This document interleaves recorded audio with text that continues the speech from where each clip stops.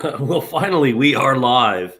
Coming to you live from Melbourne today, Melbourne, Victoria, Australia, and had nothing but technical problems all morning. It seems also like my internet might be lagging here where I'm staying. So we'll see how this goes, guys. I apologize in advance if it's a bit clunky. But we're going to do a quick whiteboarding session, as always, on Wednesday morning. Gosh, I didn't even know what day of the week it is right now. This is how challenging it's been with the technology this morning. But hey, what doesn't kill us makes us stronger. So here we go. Let's get on the whiteboard straight away. One of the things I wanted to share with everyone this morning actually was I'm here at the Global Entrepreneur Congress in Melbourne and meeting some amazing entrepreneurs and people who support the entrepreneurial ecosystem around the world. So I'm meeting people from all different countries, and it's been quite amazing.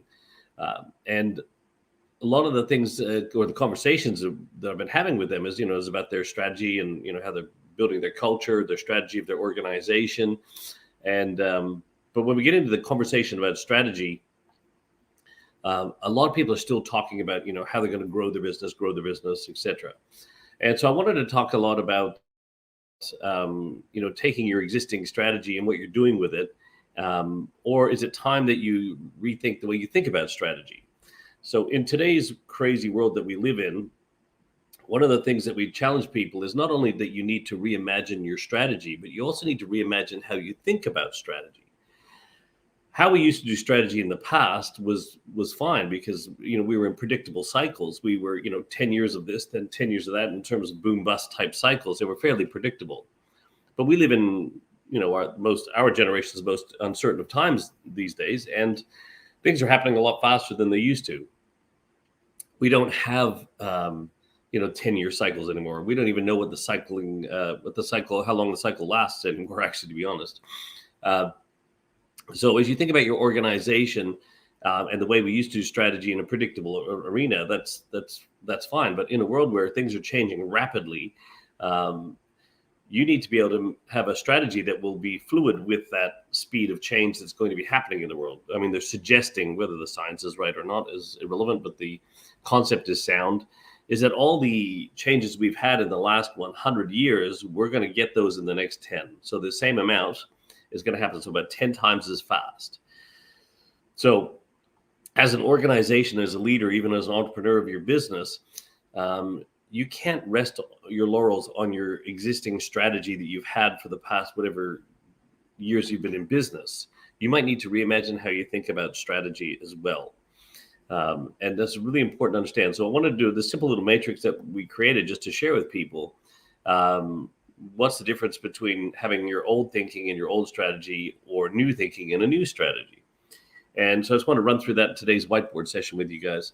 So let's start with this. If you keep your old thinking in your organization and your old strategy, what you're basically doing there is you're going to, what I call, fade away.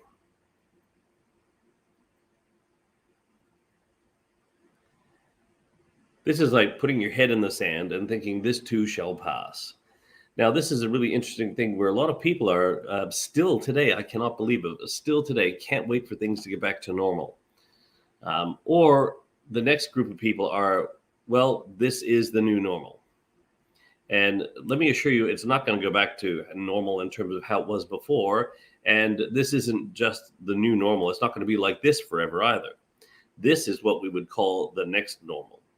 Because something else, as I discussed in my live stream, the whiteboard session a couple of weeks ago, we talked about the disruption flow and how there will always be something that's going to come along and try and disrupt you and or your business. So keeping your old strategy and your old way of thinking about strategy, you are going to fade away into obscurity or irrelevance, right? This is putting your head in the sand and hoping this too shall pass. That is not what I would consider an effective strategy for your organization. So this is a no-no. Unless, well, actually, let me rephrase that. Unless you actually want to have your business, you don't want your business anymore, and you're happy to go out of business. I'm not one to judge that. That's up to you if that's what you want to do. But if it is, then just keep doing what you've always done. Eventually, it will happen for you anyway. So then the next thing, let's say we take our we keep our old strategy, the way we're going to go to market and do the things we're going to do, but we're actually going to think about it a little bit differently.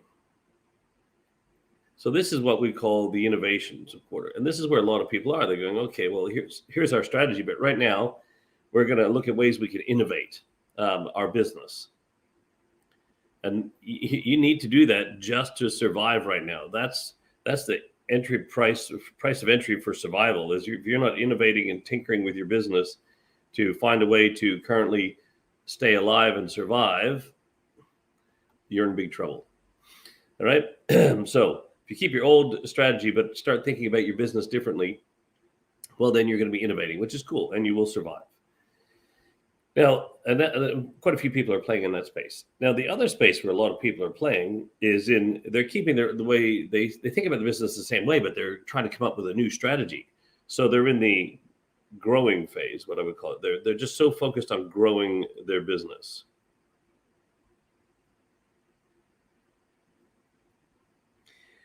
Now, what would be bad about that? What's wrong with wanting to grow your business? Well, here's the challenge with you. Keep your old thinking, but you're developing new strategy. There's new ways to go to market. How do we reach new people? How do we be more for more people? This is what this phase is about, is how do we sell more of what we're doing for the people that we do it for? How do we double down on our existing revenue drivers and, just sell as much of it as we can or get as many clients as we can? And you will go through growth phases, don't get me wrong. And that's an important part. But this is where I find a lot of people still stuck in today, is that they want to just keep growing. Now, the problem with that is if you keep growing, but you don't shift the way you think about things, what can happen is that you will actually grow into irrelevance, into obscurity, and fade away. Because as the market shifts or changes, or the thing that's going to disrupt your business comes along, whether it's an external force or a force of nature or whatever it might be, you will either be too big to be able to move, or whatever your offer is will be irrelevant all of a sudden, instantly irrelevant. So you need to be really mindful of, growth is good, but it has to be on the back of something else. And the back of something else that it needs to be on is actually evolution. I cannot push this agenda any harder than I do these days. And if I can, I will. We are out there helping people to understand that you need to evolve and stay relevant. How do we evolve and stay relevant? Well, the only way to do that, get my colors right here.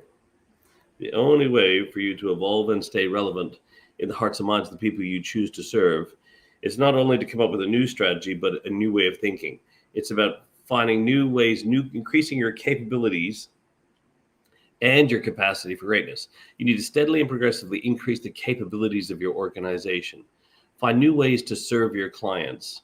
Find new clients to serve. I was speaking with some young entrepreneurs the other day, and they've made this amazing product for, the, 8 to 12-year-old or 8 to 14-year-old market, or maybe probably 8 to 12-year-old market, what I call the in-between agers. And it's phenomenal. And they felt like what they built was this amazing swimwear for young kids, and it's phenomenal what they've done. And when I asked them what was the problem they're solving, they spoke about the problem that the swimsuit solved, and it was fine. But what the problem was there is, I said, you think the solution to the problem is the swimsuit. Okay, when you get really clear on your purpose is the solution to the problem. How and what you do, in this case, swimsuits, is what you're currently doing to solve that problem. So you need to get really clear on your purpose of your organization, why you do what you do, because your purpose of your organization whilst it defines you, it won't confine you. It allows you to see things. So when you sit there and go, well, if the world no longer wants their problems solved the way that we're currently solving them with the tools, whatever, or services or products that we're offering them, they still want that problem solved. So what is it that we need to be doing and offering now to that client to solve that problem? Right? So when you want to evolve and stay relevant, you need to be making sure that you're not only innovating, but you're also having growth spurts, which is fine. But you need to come up with a new way of thinking about your business and a new strategy to evolve into that organization over the next 3 years, approximately, say over 3 years. Who do we need to become as an organization that would allow us to evolve and stay relevant? Who do we need to become that would put our old way of doing business out of business? What is the new model that we must create that would make the old model obsolete? Because if you do not choose to do that for yourself, I can assure you that somebody else is going to do it for you. And this is what a lot of organizations don't realize, is that somebody out there is trying to find a way to put you out of business. They don't know it and you don't know it, but they're trying to find a way to put you out of business. So you have two choices. Be at the mercy of that outside force, or find a way to put yourself out of business, which is only putting your old way of doing business out of business by becoming the organization that would put it out of business. And then you're just putting your old way of doing business out of business, rather than somebody else coming along and doing it for you. So if you're just focused on growth right now, that's fine, but it better be on the back of evolution. You need to ensure that evolution becomes the natural state of your business, where you can have growth spurts along the way. Right? Wasn't going to do this, but I'll do it anyway. I'll just share you this. So if you look at the current capacity of your business is that, and you have a finite capacity. The only way to increase that capacity, there's two ways to increase the capacity of your business to be able to serve more people. Is either to ask your people to work longer and harder than they ever have, or to bring in more people to be able to serve those people. Now, what we're talking about here is creating a evolution process where you actually start to steadily and progressively increase the capabilities of your organization, so that what you're actually doing is you're increasing the capacity while you increase the capability. So while you have a finite capacity here, as you steadily and progressively increase your capabilities, you become more able as an organization. Your capacity for greatness will expand as you increase your capabilities. So as you constantly evolve to stay relevant and become more of what you're capable of as an organization, you'll have more capacity to be of service to people, and you'll have those growth spurts along the way. So that growth that we're looking for will happen. But when growth is the only thing that you're focused on, your organization is at risk of growing into obscurity or irrelevance very quickly, because things are moving rapidly. May not feel like it right now, but all of a sudden 12 months from now, you turn around and go, holy crap, what just happened? Because you weren't prepared. You weren't ready. You didn't make evolution the natural state of your business. Now, in Darwin theory, it suggests that it's not the smartest, the fastest, the fittest, or the most intelligent of the species that survives. The species that survives is the one that's able to adapt to its ever-changing environment. So if you don't have an adaptation strategy in your organization, and you don't have it built on an ecosystem where it can actually move with agility, flexibility, speed, can expand and contract with markets, then your organization is going to struggle to survive. So it's really important that you not only just reimagine your strategy, but you reimagine how you think about strategy. Love to hear your thoughts about this. What are you doing for your organization? What quadrant are you in? Are you in the innovation quadrant, the growth, or are you in the evolve and stay relevant quadrant? If you're in the fade away quadrant, it's not too late. Please reach out to us. If you're in the innovation and growth stage, yeah, absolutely reach out to us. And if you want to learn how to evolve your organization and stay relevant, and how to actually become the organization that you need to become to ensure that you don't get disrupted, please reach out to us. Other than that, hope this has been of value to you guys to just challenge your thinking around what is your strategic intent right now? Where are you placed, and where's your thinking at? Because we need to be looking at both how we think about strategy and the strategy itself.